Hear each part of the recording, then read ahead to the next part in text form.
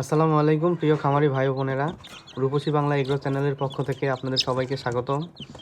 তো আজকে আপনাদের সাথে যে বিষয়ে কথা বলবো আর কি, তো বিষয়টি হচ্ছে যে ব্রুডিংয়ে মুরগির কি খাবার প্রয়োজন, কি কি কী রকম খাবার আপনারা আসলে মুরগিকে খেতে দিবেন, সে বিষয়ে আপনাদের সাথে আজকে কথা বলবো। তো দর্শক বন্ধুরা, আমি আসলে এখানে মুরগি ব্রুডিং করতেছি। মোটামুটি এখানে 9-10টি বাচ্চা রয়েছে মুরগির। আমার ইনকিউবেটর মেশিনে কিছু বাচ্চা ফুটেছিল, কিন্তু আমার ভুলের কারণে আসলে কিছু বাচ্চা নষ্ট হয়েছে। তো নষ্ট হয়েছে বলতে মানে মারা গিয়েছে। তো এখন আমার মোটামুটি এখানে 9-10টি বাচ্চা রয়েছে জীবিত। তো সেই বাচ্চাগুলোকে আমি এখানে ব্রুডিং করতেছি। তো আজকে মুরগির বয়স 4 দিন চলতেছে। তো এই 4 দিন বয়সে আমি আসলে আপনাদেরকে দেখাবো যে মুরগির বাচ্চাগুলোকে আমি কীরকম খাবার দিই, কী খাদ্য মুরগিগুলো খায়, সে বিষয়ে কথা বলবো। তো আপনারা যদি আমার চ্যানেলে নতুন হয়ে থাকেন তাহলে চ্যানেলটি অবশ্যই সাবস্ক্রাইব করবেন এবং ভিডিওটি ভালো লাগলে অবশ্যই লাইক করবেন, শেয়ার করবেন, আপনাদের বন্ধুদের মাঝে ছড়িয়ে দেবেন। তো আমি প্রথমেই যে কথাটি বলেছিলাম যে মুরগিকে আসলে কি খাবার দেই। তো ব্রুডিং অবস্থায় মুরগিকে প্রথমে আপনারা যে খাবারটি দিবেন, আপনারা যদি দেশি মুরগি খাওয়াতে বলেন, দেশি মুরগি আপনারা যদি লালন পালন করেন, তো সেক্ষেত্রে আপনারা বন্ধুরা খুদ দিতে পারেন, অথবা আপনার যেই মানে ভুট্টা ভাঙা রয়েছে, ভুট্টা ভাঙাগুলো একেবারে গুঁড়ো করে আপনারা প্রথম 7 দিন খাওয়াবেন।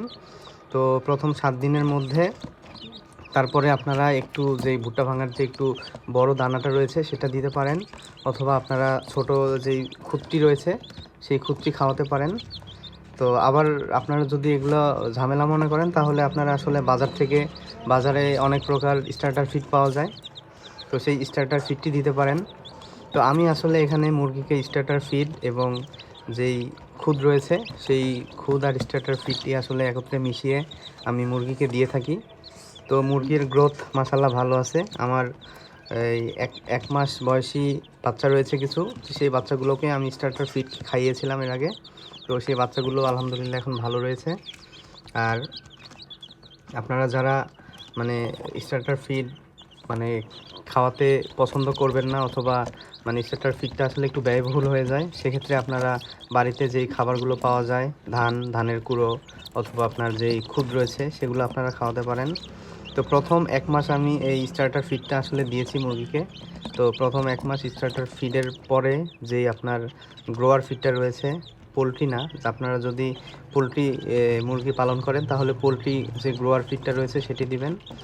আর যদি আপনারা দেশি অথবা সোনালী মুরগি পালন করেন সেক্ষেত্রে সোনালী মুরগির যে গ্রোয়ার ফিডটা রয়েছে, সোনালী গ্রোয়ার ফিড, সেই সোনালী গ্রোয়ার ফিডটা আপনারা দিতে পারেন। তো আমি আমার যে 1 মাস বয়সী বাচ্চাগুলো রয়েছে সেই বাচ্চাগুলোকে আমি সোনালী গ্রোয়ার ফিডটা দিয়ে থাকি। আর এখানে যেই ছোট বাচ্চাগুলো রয়েছে 4 দিন বয়সী, তো এই বাচ্চাগুলোকে আমি মূলত স্টার্টার ফিড এবং আপনার যেই ধানের খুদটা রয়েছে, চাউলের যে খুদটা রয়েছে সেই চাউলের খুদটা আমি আসলে এদেরকে দিয়ে থাকি।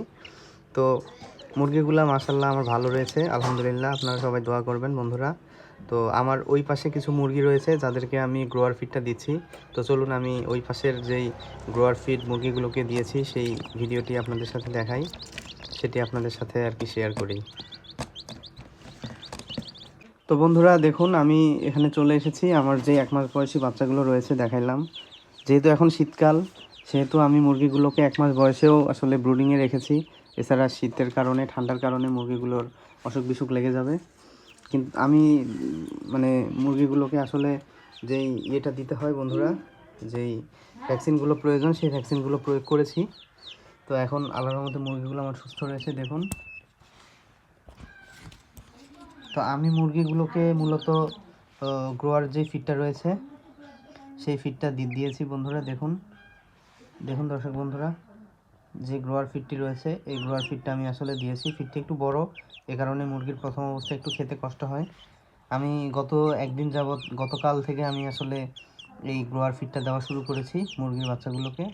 আমি আগামী মোটামুটি 1-1.5 মাস এই গ্রোয়ার ফিডটা চালাবো। তারপর আমি দেশি মুরগি সেহেতু দেশি যে খাবারগুলো রয়েছে, ধান, গম, ভুট্টা ভাঙা, চাউলের কুড়ো, তারপর চাউলের এই কী বলে যেই খুদ রয়েছে এগুলো আসলে মিশিয়ে প্রিমিক্স, তারপর আরও কিছু ভিটামিন মিনারেলস মিশিয়ে তারপর মুরগিকে দিব বন্ধুরা।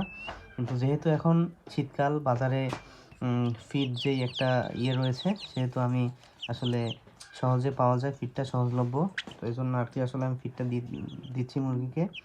আর মাশাআল্লাহ আমার মুরগিগুলোর গ্রোথটাও ভালো আছে। মুরগিগুলো মোটামুটি 1 মাসে 200 গ্রাম ওজনে চলে এসেছে, আপনারা বন্ধুরা দেখতে পাচ্ছেন, মোটামুটি 200 গ্রাম হবে।